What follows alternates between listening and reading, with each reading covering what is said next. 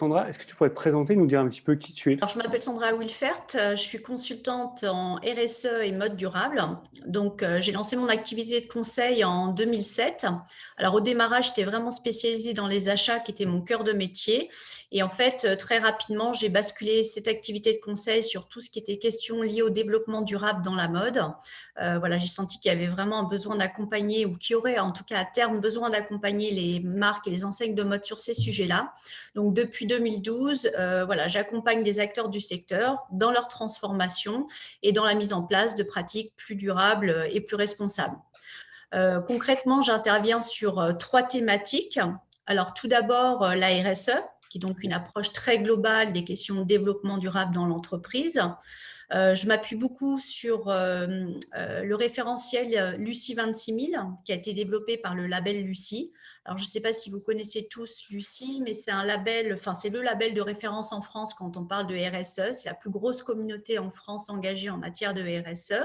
Et donc, ils ont développé un référentiel calé sur la norme ISO 26000. Et moi, je suis donc consultante ambassadeur du label. Donc, ça, c'est pour le premier volet. J'interviens sur un deuxième thème qui est ce que j'appelle les achats responsables. Donc ça, c'est vraiment une partie d'une stratégie RSE.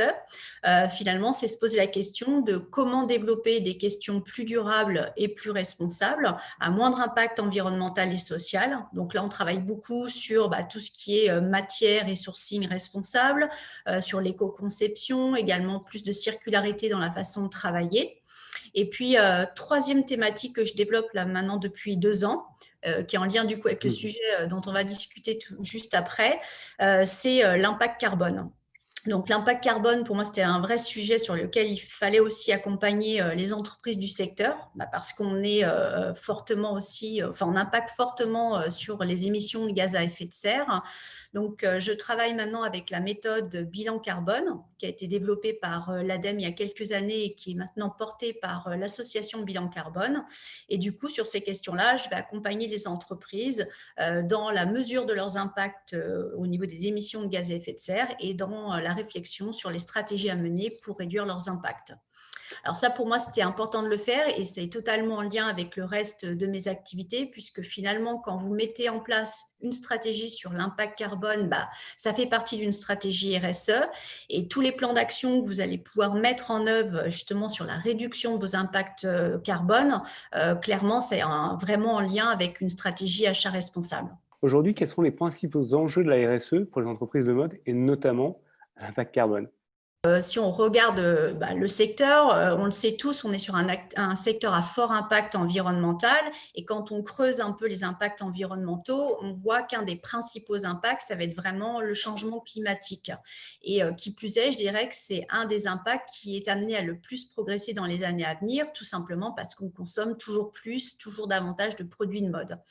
Donc voilà, il y a vraiment, on le disait déjà, urgence à agir sur ce sujet. Ça a été abordé à pas mal de tables rondes aujourd'hui, l'urgence climatique, l'urgence à agir. Et si on regarde la contribution de notre secteur aux enjeux climatiques, on est sur un secteur qui est quand même fortement impactant. Pour donner quelques chiffres, selon les études et les périmètres qui sont pris en compte, on va dire que c'est à peu près 4 à 8% des émissions qui sont générées chaque année par le secteur du textile-habillement. Pour donner peut-être des grandeurs d'idées, parce que les pourcentages, ce n'est pas toujours très parlant, 4%, c'est à peu près la France, l'Allemagne et l'Angleterre réunis en termes d'émissions de gaz à effet de serre. 8%, c'est le fret maritime et aérien réunis. Et sur les projections qui sont faites, une étude qui a été faite il y a quelques années par la Fondation Ellen MacArthur qui disait que ça nous amènerait à peu près à représenter l'équivalent de ce qu'émettent chaque année les États-Unis en termes de gaz à effet de serre. Alors, je dirais, ça concerne notre secteur, mais tous les secteurs en général. On l'a dit, il y a urgence à agir justement pour nous mettre en ligne avec les accords de Paris, en fait, pour réduire fortement nos émissions de gaz à effet de serre. Je le rappelle, les objectifs, c'est maintenir l'augmentation des températures bien en dessous de 2 degrés, voire être à 1,5 degré. Et puis atteindre la neutralité carbone, je dirais au plus tard avant la fin du siècle. Bon, le secteur doit s'engager, je dirais, comme tous les autres secteurs d'activité, et qui plus est, même les citoyens, voilà, doivent aussi s'engager sur ces questions-là. Bon, nous, ce qui est positif, c'est qu'il y a déjà eu pas mal d'initiatives au niveau de la mode. On en a aussi beaucoup parlé aujourd'hui, le Fashion Pact, la Charte des Nations Unies pour la mode et le climat. Bon, voilà, le problème, c'est qu'aujourd'hui, on l'a aussi évoqué, il y a beaucoup d'actions qui ont été mises en place pour décarboner l'industrie. Malheureusement, ces actions de décarbonation ne sont pas suffisantes pour atteindre les objectifs de ces trajectoires à 1,5 degré. Alors, au niveau global, je ne parle pas que de la mode dans un premier temps. Ce qu'il dit, c'est qu'aujourd'hui, à horizon 2030, on aura en fait des émissions de gaz à effet de serre qui seront supérieures de 90% à ce qu'elles devraient être si on voulait être sur cette trajectoire 1,5 degré. Si on regarde la mode, eh bien, le secteur, si on continue business as usual, je dirais, finalement, les émissions de gaz à effet de serre, malgré les actions de décarbonation, vont continuer à progresser. On va être à peu près à 4% de progression chaque année. Donc, on voit bien, ce n'est pas suffisant. Et si on voulait être sur cette trajectoire, il faudrait vraiment diviser par 2 nos émissions de gaz à effet de serre dans le secteur de la mode à horizon 2030. Donc, on n'y est pas. Il va falloir agir encore plus fort et plus rapidement là-dessus. Et je dirais que pour moi, ça passe aussi par un autre point, c'est que bon, le Fashion Pact, la Charte des Nations Unies, ça concerne pour moi surtout des grosses entreprises. Et il faut aussi embarquer sur le sujet les PME, TPE.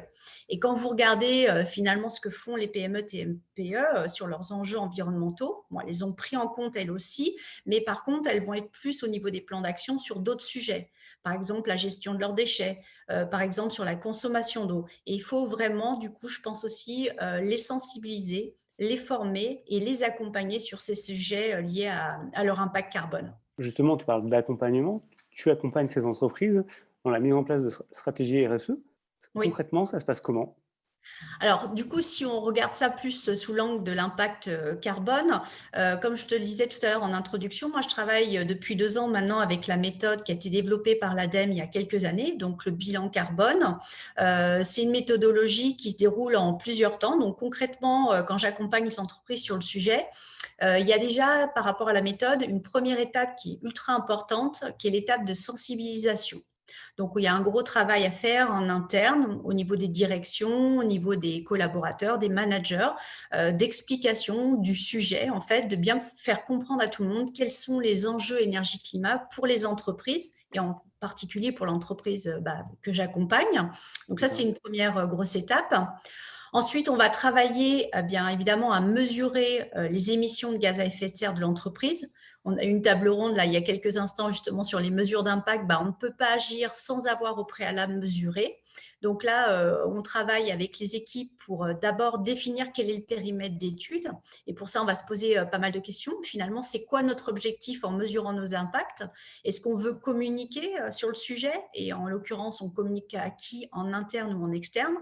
Est-ce qu'on veut se comparer à un concurrent? Donc voilà, on réfléchit en amont à ce qu'on veut mesurer, enfin à pourquoi on veut mesurer nos impacts, ce qui va nous permettre derrière de définir le périmètre qu'on va étudier. Donc en général, le périmètre, c'est se dire, voilà, est-ce que j'étudie toute l'entreprise plus ses sites de production si elle en a, plus ses filiales, etc. Une fois qu'on a bien défini ce périmètre, les équipes vont collecter les informations et moi, je vais pouvoir, grâce à l'outil bilan carbone, justement faire une synthèse de tout ça et pouvoir traduire ces flux d'activité en tonnes équivalent CO2 et ça va nous permettre d'avoir quelque part une utilisation carbone de l'entreprise.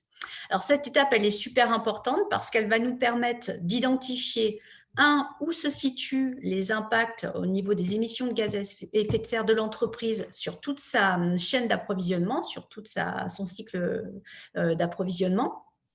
Ça va permettre également d'identifier quels sont les plus importants facteurs d'émissions. Ça, c'est important de bien quantifier. Et puis, troisième point aussi important, ça va nous permettre d'identifier finalement où est-ce que l'entreprise va pouvoir agir. Et on le verra, il y a parfois des choses où on va pouvoir agir facilement parce qu'on a la main sur ces postes d'émission. Parfois, ça va être plus compliqué parce que malheureusement, les postes d'émission, voilà, on n'en est pas en maître. En fait, c'est pas nous qui sommes responsables de ces postes d'émission directement. Donc voilà, on fait tout ce travail et à partir de ça, quand on a toute cette vision, finalement, on va pouvoir travailler ensemble, alors dans des workshops en général, sur, définir la stratégie de l'entreprise en matière d'impact carbone. Où est-ce qu'elle veut aller? À quelle échéance? On se fixe des objectifs, on fixe des plans d'action également et puis surtout, on fixe des KPI pour bien mesurer l'efficacité de la méthode. Ça, c'est ultra important de mettre en place des KPI parce que je le disais tout à l'heure et ça a été encore plein de fois évoqué aujourd'hui, on ne va pas assez vite dans les actions de décarbonation et aussi, il y a une problématique qu'on rencontre souvent, c'est que parfois les actions mises en place en fait ne sont pas suffisantes pour arriver sur les trajectoires dont on a parlé. Alors ça, c'est par exemple la Science Based Target Initiative qui est partie de ce constat-là et qui a fait une étude notamment sur justement tous les plans d'action, les objectifs qui ont été définis par les entreprises engagées ou en tout cas par une partie des entreprises engagées. Et ce que ça démontre, c'est que seulement 30% des objectifs qui ont été fixés en matière de réduction des gaz à effet de serre ne sont malheureusement pas suffisants. Enfin, il n'y en a que 30% qui permettent d'atteindre cette trajectoire de 1,5 degré de progression des températures. Donc voilà, il y a vraiment un gros travail à faire là-dessus. Et puis, dernier point aussi qui est important quand on est dans ces démarches, ça va être aussi travailler en workshop sur aller plus loin. Et aller plus loin, ça va être se poser d'abord la question d'identifier si notre entreprise est très dépendante ou pas des énergies fossiles. On oublie souvent de se poser cette question-là quand on est dans des démarches bas carbone.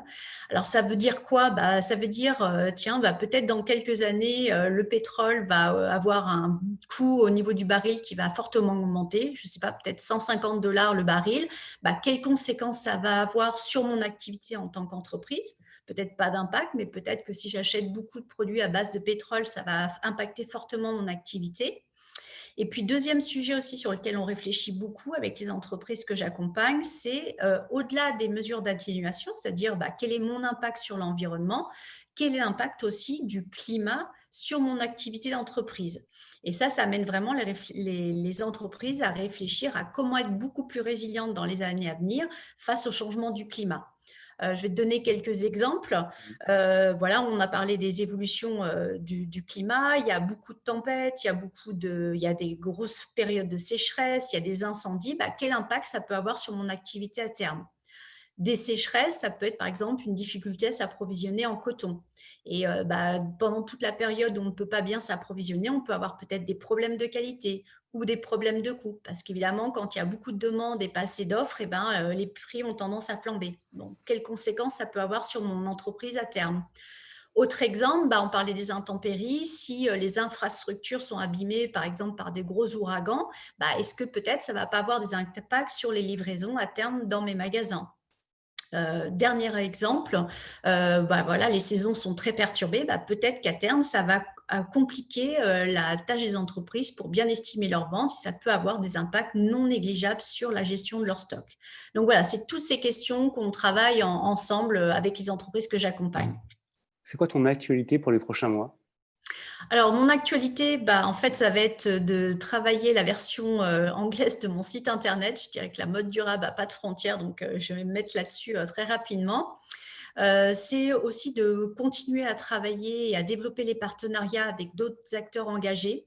Ça, c'est très important parce qu'aujourd'hui, les entreprises, quand elles souhaitent être accompagnées sur toutes ces problématiques, elles ont souvent besoin d'un accompagnement à 360 degrés. Voilà, on a beaucoup de sujets à traiter, donc c'est important d'être plus fort à plusieurs pour répondre à ces besoins d'entreprise. Et puis, dernier point, c'est continuer les projets en cours. Et puis, j'ai pas mal de projets là qui vont voir le jour avec d'autres entreprises que je vais accompagner. Ça, c'est plutôt positif. Je dirais que malgré la situation actuelle, qui aurait peut-être pu amener les entreprises à mettre la RSE de côté, eh bien, je le vois au quotidien quand je discute avec les entreprises, ça reste vraiment un sujet stratégique pour tout le monde. Et même si peut-être que certains vont le développer plus doucement ou alors vont un peu décaler la mise en œuvre des plans d'action RSE, ça reste quand même un sujet stratégique pour tout le monde. Donc, c'est très positif. Voilà. Parfait. Sandra, merci beaucoup, c'était Merci passionnant. à toi pour l'échange. Et puis à très vite. À très Merci pour bientôt. tout. Merci.